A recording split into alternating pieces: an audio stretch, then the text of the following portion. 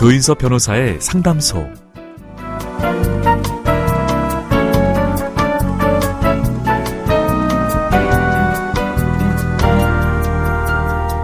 운전하다 보면 유독 빨간 신호등에 자주 걸릴 때가 있습니다. 언제 어느 때건 만나게 되는 빨간불, 그건 인생길에서도 마찬가지겠죠. 기대했던 일이 잘 안 되기도 하고 돈을 잃기도 하고 사랑하는 사람과 헤어지기도 합니다. 하지만 신호는 곧 바뀌죠. 속 시원하고 정확한 자문으로 법률 문제를 풀어드리는 조인섭 변호사의 상담소, 지금 바로 문을 열겠습니다. 저는 조인섭입니다.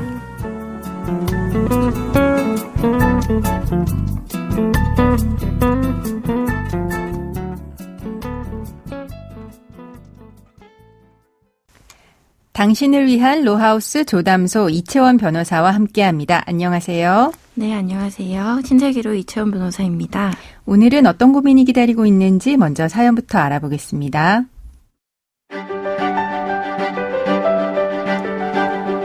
아내는 한때 잘 나가던 직장인이었지만 10년 전 결혼과 동시에 아이가 생기면서 회사를 그만뒀습니다. 양가 부모님이 멀리 사셔서 아이를 맡길 곳이 없었기 때문이었죠. 저는 회사 업무 때문에 야근과 주말 근무가 잦은 편인데요. 아내 혼자 육아를 도맡느라 고생이 많았을 겁니다. 다행히 아이가 초등학교에 입학하고 학원에 다니면서 아내에게 시간적인 여유가 생겼습니다. 그러자 아내는 건강을 챙기겠다면서 헬스장 등록을 했고요. 트레이너의 권유를 받아서 3개월 뒤에 바디 프로필 사진을 찍기로 했죠. 아내는 예쁜 몸매를 만들겠다면서 하루 종일 운동에 매진을 했습니다. 자기 관리에 몰두한 나머지 아이의 등교나 저녁밥 타이밍을 놓칠 때도 있었지만 석 달만 지나면 다 끝날 거라고 생각하면서 참고 이해하기로 했습니다. 그렇게 3개월이 지났습니다. 저는 드디어 다 끝났다고 생각했습니다. 그런데 그게 아니었습니다. 아내는 원래 바디 프로필은 여러 번 찍는 거래 라고 하면서 추가 촬영을 예약했고 거의 헬스장에서 살다시피 했습니다. 그뿐만이 아닙니다. 더 아름다워지고 싶다면서 생활비를 빼돌려 가슴 확대 수술까지 받았습니다. 더 화가 나는 건 따로 있었습니다. 바로 아이 문제였습니다. 엄마가 밥 먹으려고 산 샐러드와 닭가슴살로 매번 저녁을 해결했고 급기야 집에 혼자 있는 시간도 늘어났다는 겁니다. 저는 외모에만 신경 쓰고 아이와 가정을 방치한 아내에게 실망했습니다. 아내와 이혼하고 싶습니다.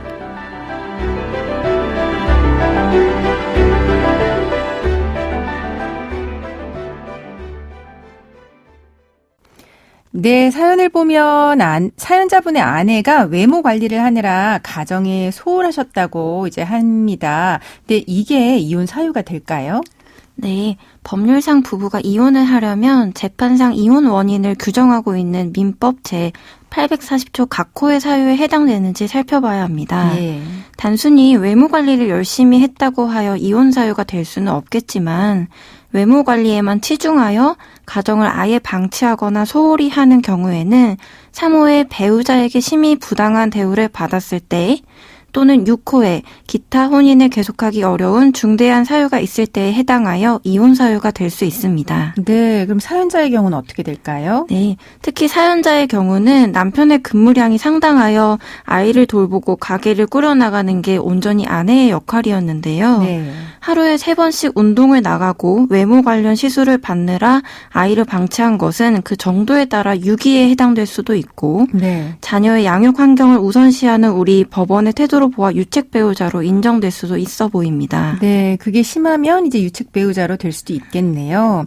그러면 아이와 그 가정을 방치한 아내에게 위자료도 인정이 될 수가 있을까요? 사연자인 남편은 아이가 엄마가 먹던 닭가슴살과 샐러드를 따라 먹는 모습을 보고 굉장히 분노했는데요. 네, 누구라도 그럴 것 같긴 합니다. 네. 아내의 바디 프로필 중독으로 한 가정이 완전히 파탄되었다고 생각해 위자료를 청구하고 싶어 했습니다. 그렇죠. 예. 우리 법원은 혼인 파탄에 이르게 된 모든 사정을 종합적으로 판단해 유책 배우자에게 위자료를 인정하고 있는데요. 네. 사연자의 경우 아내가 운동 때문에 집을 내팽개치고 육아까지 소홀히 한 점을 보면 충분히 혼인 파탄의 책임을 물을 수 있을 것으로 보입니다. 네, 근데 또 아내 입장에서도 또 할 이야기는 있을 것 같긴 해요. 네, 그렇죠. 네. 아내가 갑자기 운동에 빠지게 된 이유는 결국 10년 넘게 혼자 집안일을 도맡아 하고 양가 부모님과 남편 도움 없이 독박 육아를 하며 고생했던 날들 때문이 아닐까 싶은데요. 네. 아내가 이런 점을 구체적으로 입증해서 반박하고 이 부분이 인정된다면 위자료를 받는 게 사실상 어려울 수도 있겠습니다. 네, 서로 이야기가 이렇게 엇갈리면 위자료는 못 받을 수도 있다라고 하는 이야기시네요. 그러면 아내분이 생활비를 빼돌려서 가슴 확대 수술을 받았다고 하는데요. 그럼 이거 몰래 사용한 성형 수술비 남편의 동의 없이 사용한 거 아닙니까? 이거는 혹시 뭐 손해배상으로 청구할 수 있을까요? 아내가 남편 몰래 생활비로 성형수술을 한 금액만큼 남편이 손해배상 청구할 수 있는지 문제가 될 수 있는데요. 네. 아내는 전업주부로 경제활동을 전혀 하지 않았기 때문에 이 생활비는 온전히 남편의 근로소득에 해당되고 이런 남편의 동의 없이 마음대로 거액의 생활비를 유용한 것이기 때문입니다. 네, 판례는 어떤가요? 네, 우리 판례는 경제적인 활동뿐만 아니라 가사노동에 따른 부분까지 기여도로 보아 재산분할 비율을 산정하고 있는데요. 네. 사연의 경우 아내가 남편 허락 없이 생활비를 사용했더라도 이 생활비에는 그간 집안일과 육아를 도맡은 아내의 기여도가 포함되어 있기 때문에 네. 부부가 혼인 생활 중 공동으로 이룩한 재산이 되어 손해배상 책임이 인정되기는 어려울 것으로 보입니다. 네. 다만 시술이나 성형 등에 지출한 금액이 많을수록 재산분할 기여도 산정에 반영될 수 있겠습니다. 네. 근데 이제 만약에 이혼을 한다면 이혼을 한 이후에도 이제 아내분은 운동에만 빠져 지낼 것 같은데요. 그렇게 되는 경우에 이제 아이의 양육권은 누구에게 가게 될까요? 네, 그렇죠. 외모관리나 운동 등 특정 취미에 몰두한 경우에는 아이들을 방임할 가능성이 높다고 볼 수 있어요. 네. 사연의 경우는 이미 아내가 사건 본인들의 끼니를 제대로 챙겨주지 않는 등 제 역할을 다하지 않았기 때문에 남편 쪽으로 양육권이 인정되리라 보여집니다. 네. 그러면 이제 양육권을 가지지 못한 부모 중에 한쪽은 면접교섭을 할 수 있을 텐데요. 통상적인 면접교섭은 어느 정도로 인정이 되나요? 네, 일반적으로 월 2회 첫째 주 또는 셋째 주 혹은 둘째 주 또는 넷째 주 이렇게 격주로 이루어지고요. 주말 시간을 이용해서 하루 숙박 면접을 합니다. 네. 또한 여름방학 또는 겨울방학 때 일주일 정도, 추석 그리고 설날 등 명절에 1박 2일 정도 하는데요. 네.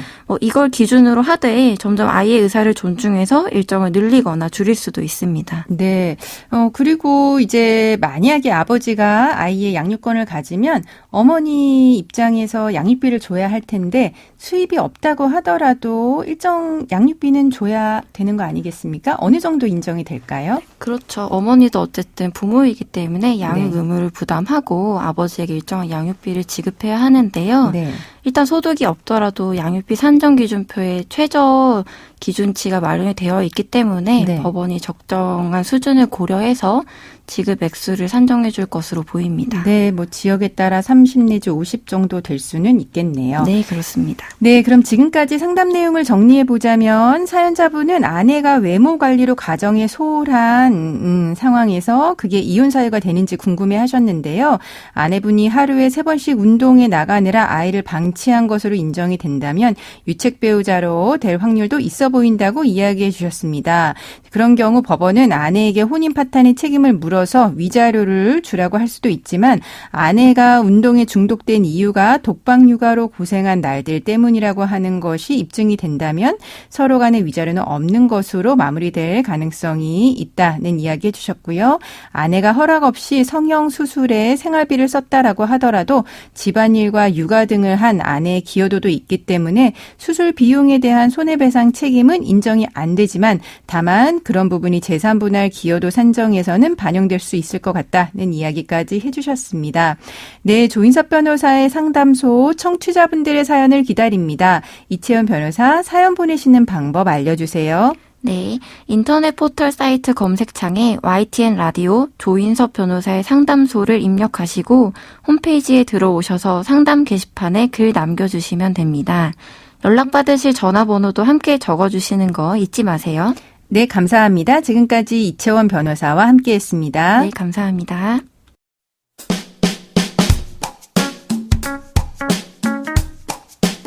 알아두면 쓸데있는 법률 이야기 알쓸법 시간입니다. 영국에서 성인이 돼도 담배를 살 수 없도록 하는 법안이 나와서 관심을 받고 있죠. 현재 담배를 살 수 있는 나이는 만 18세인데 이 기준을 해마다 한 살씩 높여서 흡연 인구를 점점 줄여나가겠다는 겁니다. 이 법안이 통과가 되면 2009년 1월 이후에 태어난 사람은 성인이 된 이후에도 아예 담배를 구매할 수 없는 비흡연 세대가 됩니다.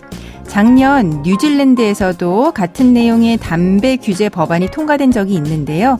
그렇다면 우리나라의 흡연 정책은 어떨까요?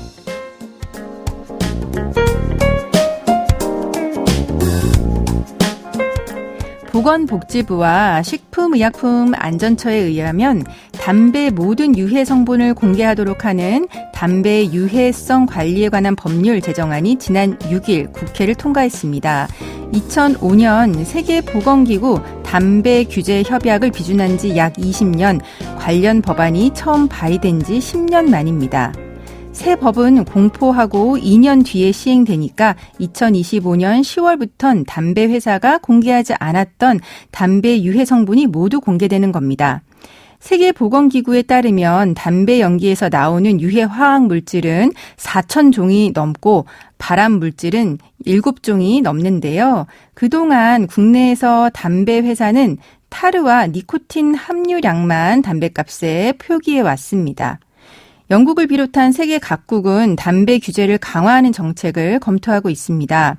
하지만 그런 정책이 담배 밀수를 늘리고 또 암 시장만 키울 수 있다는 우려도 있고 개인의 자유를 침해한다는 지적도 나오면서 논란이 일어날 전망입니다.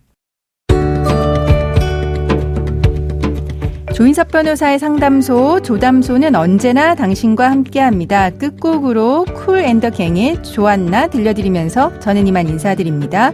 지금까지 로이어 조인섭이었습니다.